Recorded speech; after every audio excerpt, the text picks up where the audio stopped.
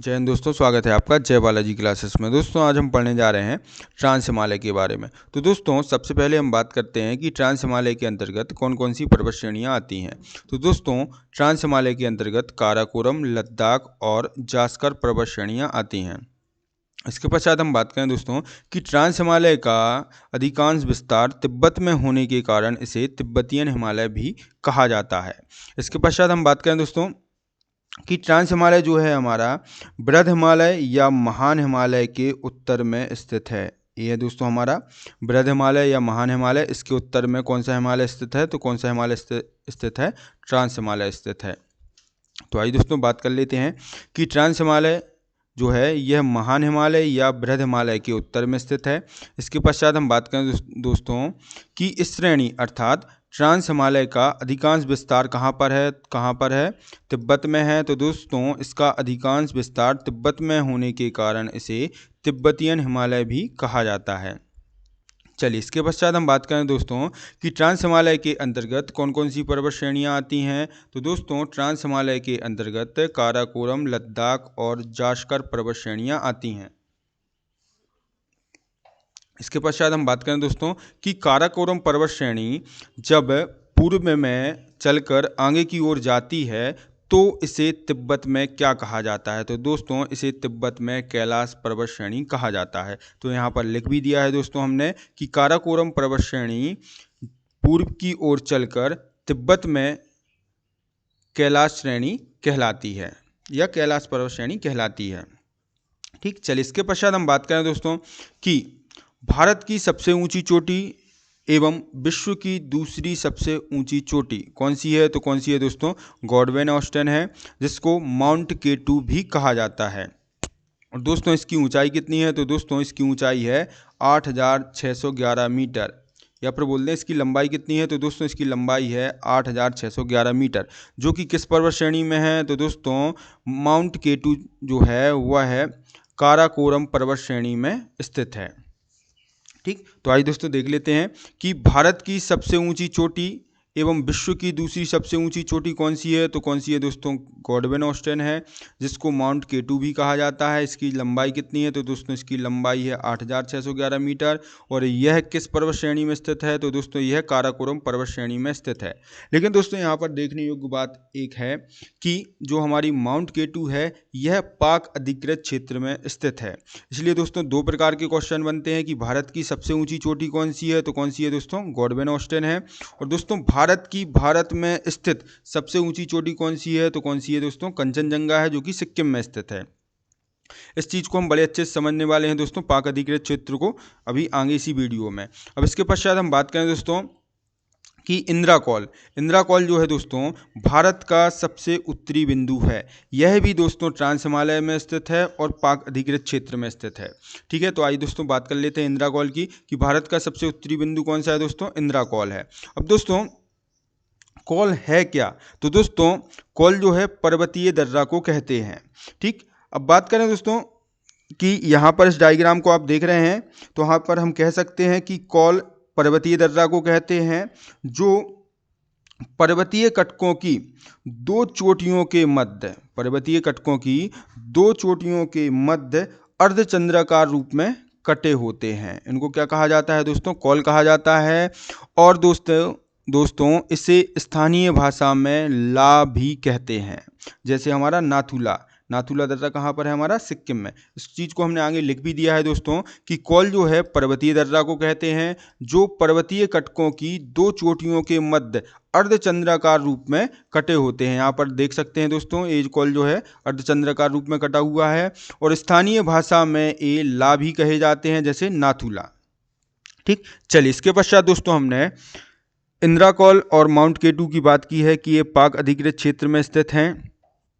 तो उसको दोस्तों थोड़ा सा हम समझ लेते हैं कि इंदिरा कॉल या माउंट केटू भारत की सीमा के भीतर नहीं है, फिर भी भारत उन्हें अपना मानता है, अपने क्षेत्र में मानता है। ऐसा क्यों?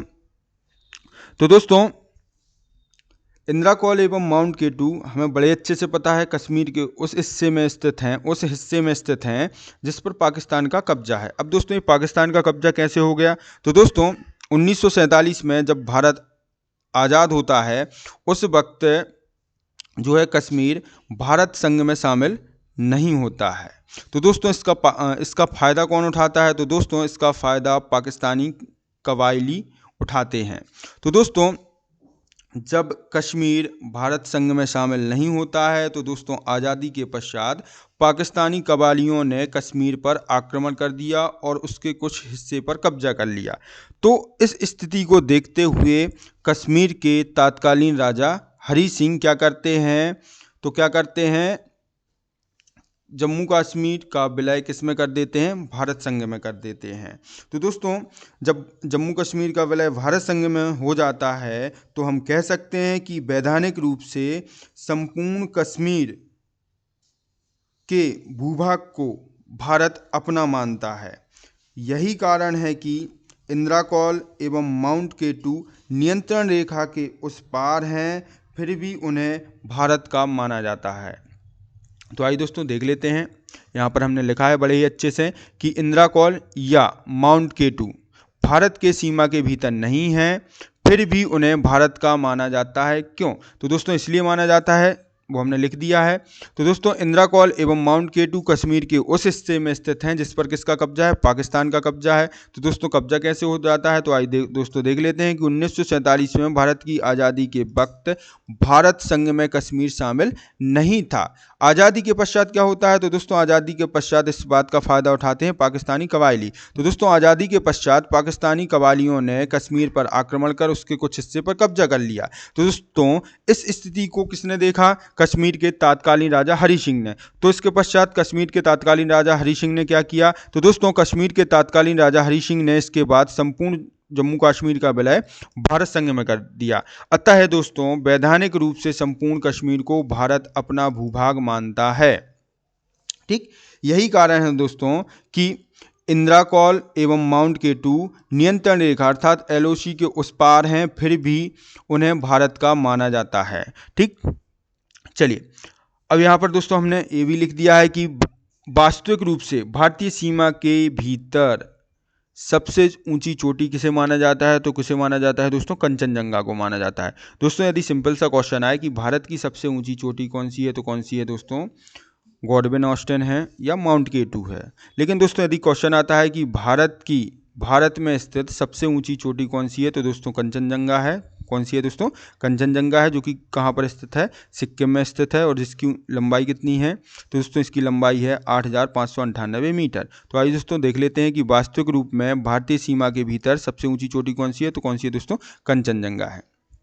चलिए यहाँ पर थोड़ा सा दोस्तों मैप के द्वारा समझते हैं।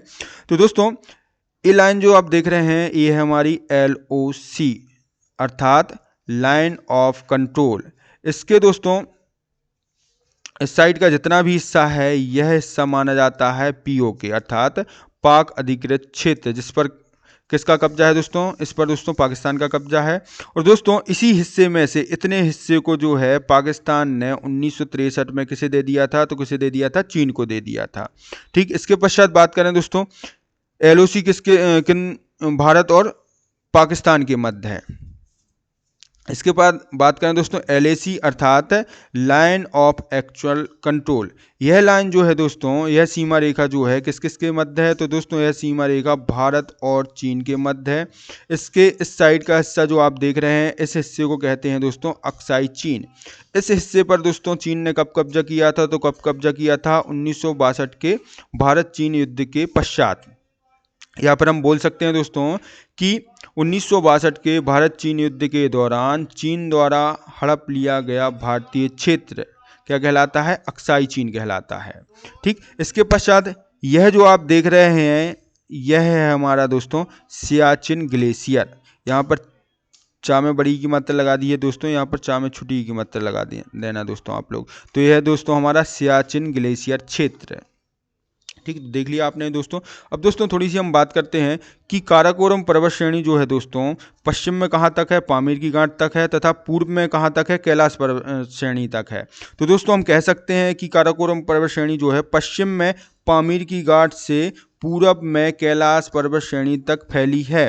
तो दोस्तों इसके मध्य जो है काराकोरम श्रेणी में विभिन्न ग्लेशियरों का विकास हुआ है। जैसे कि हम बात करें दोस्तों Siachen glacier, Baltoro glacier, Biafo glacier व हिस्पर ग्लेशियर। तो आइए दोस्तों देख लेते हैं कि काराकोरम श्रेणी पश्चिम की ओर पामीर की गांठ तथा पूर्व की ओर कैलाश पर्वत श्रेणी तक फैली है, जिसमें विभिन्न ग्लेशियरों का विकास हुआ है। जैसे हम बात करें दोस्तों, यहाँ पर आप लिखना चाहें तो लिख सकते हैं विश्व प्रसिद्ध, ये दोस्तों ये ग्लेशियर हमारे विश्व प्रसिद्ध हैं।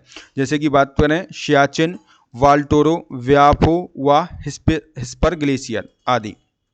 ठीक, इसके पश्चात हम बात करें दोस्तों कि काराकोरम पर्वत श्रेणी को उच्च एशिया की रीढ़ भी कहा जाता है, या फिर बोलें दोस्तों बैकबोन ऑफ हाई एशिया। किसे कहा जाता है? तो किसे कहा जाता है दोस्तों? काराकोरम पर्वत श्रेणी को कहा जाता है। तो यहाँ पर हमने लिख दिया है कि काराकोरम श्रेणी को उच्च एशिया की रीढ़ कहा जाता है।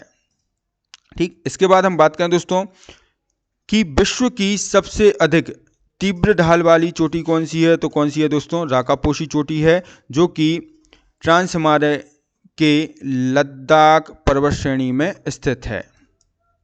ठीक, तो आइए दोस्तों देख लेते हैं कि विश्व की सबसे अधिक तीव्र ढाल वाली चोटी कौन सी है? तो कौन सी है? राकापोशी है, जो कि लद्दाख पर्वत श्रेणी में स्थित है।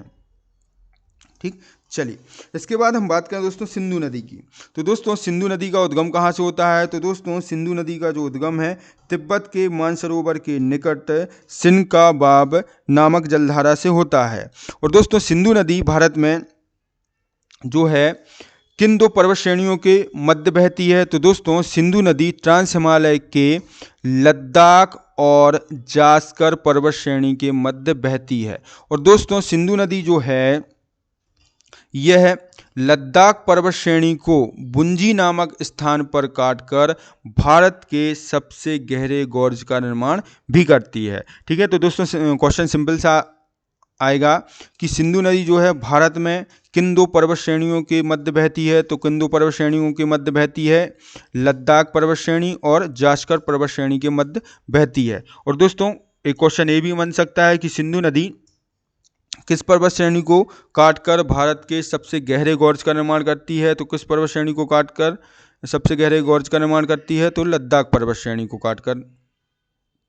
ठीक, तो आइए दोस्तों देख लेते हैं कि सिंधु नदी जो है ट्रांस हिमालय के लद्दाख और जास्कर पर्वत श्रेणी के बीच बहती है। और दोस्तों सिंधु नदी जो है लद्दाख श्रेणी को बुंजी नामक स्थान पर काटकर भारत की सबसे गहरी गॉर्ज का निर्माण करती है। ठीक, चलिए इसके बाद हम बात करें दोस्तों, अब दोस्तों कई बार हमने क्वेश्चन देखे हैं, क्वेश्चन आता है कि ट्रांस हिमालय बृहद हिमालय से किसके द्वारा अलग होता है? तो किसके द्वारा अलग होता है? ITS-Z द्वारा अलग होता है। या क्वेश्चन आ जाए दोस्तों कि लघु हिमालय जो है शिवालिक हिमालय से किसके द्वारा अलग होता है? तो किसके द्वारा अलग होता है? MBF द्वारा अलग होता है। तो दोस्तों आइए इसको समझ लेते हैं कि ट्रांस हिमालय जो है बृहद हिमालय से ITS-Z अर्थात इंडस तसंगपो सचर जोन द्वारा अलग होता है। ठीक, ऐसे ही दोस्तों बृहद हिमालय जो है लघु हिमालय से MCT अर्थात मैन सेंट्रल थ्रस्ट द्वारा अलग होता है। ऐसे ही दोस्तों लघु हिमालय जो है शिवालिक हिमालय से MBF अर्थात मैन बाउंड्री फॉल्ट द्वारा अलग होता है। इसके पश्चात हम बात करें दोस्तों शिवालिक हिमालय जो है उत्तरी मैदान से किसके द्वारा अलग होता है? तो किसके द्वारा अलग होता है? HFF अर्थात हिमालयन फ्रंटल फॉल्ट द्वारा अलग होता है। ठीक है, इसको हमने लिख भी दिया है दोस्तों, आप अच्छे से समझ लेना कि ट्रांस हिमालय जो है बृहद हिमालय से ITS-Z अर्थात इंडस तसंगपो सचर जोन द्वारा अलग होता है। इसके पश्चात बात करें दोस्तों कि बृहद हिमालय जो है लघु हिमालय से MCT अर्थात मैन सेंट्रल थ्रस्ट द्वारा अलग होता है। इसके पश्चात हम बात करें दोस्तों लघु हिमालय शिवालिक हिमालय से MBF अर्थात मैन बाउंड्री फॉल्ट द्वारा अलग होता है। इसके पश्चात हम बात करें दोस्तों कि शिवालिक हिमालय जो है उत्तरी मैदान से HFF मतलब हिमालयन फ्रंटल फॉल्ट द्वारा अलग होता है। चलिए इसके बाद बात करें दोस्तों कि भारत का सबसे ऊंचा पठार कौन सा है? तो दोस्तों भारत का सबसे ऊंचा पठार लद्दाख का पठार है, जो कि किस हिमालय में स्थित है? तो दोस्तों लद्दाख का पठार ट्रांस हिमालय में स्थित है।